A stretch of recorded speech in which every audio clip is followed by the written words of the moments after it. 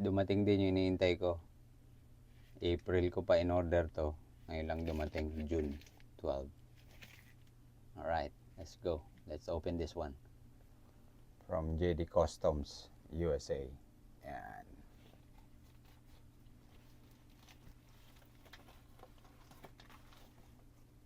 Ito yung invoice.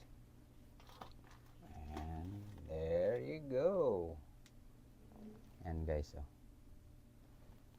Quality. Ito nga pala yung ano, yung firewall badge. Yan, nagpa-customize tayo sa JD Customs.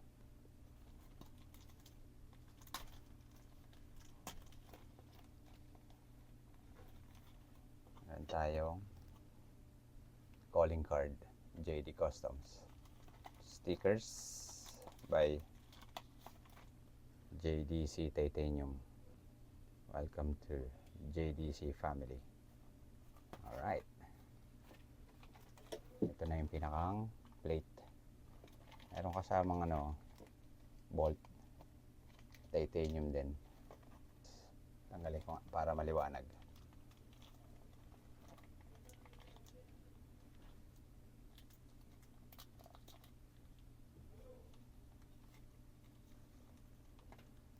Ayan, no?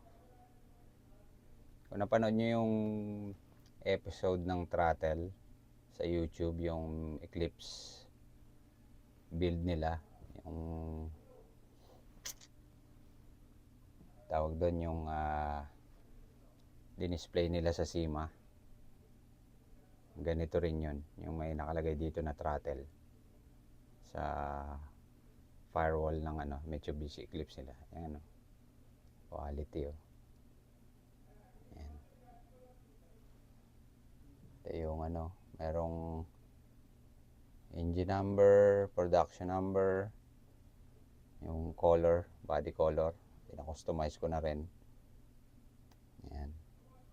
And also yun, sabi ko, i-retain yung Mitsubishi Motors Philippines, andyan pa rin siya.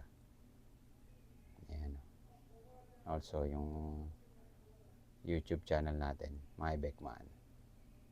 Tapos may logo ng Mitsubishi Motors. Yan. Diba? Alright. Cool. Install ko to pag uwi ko.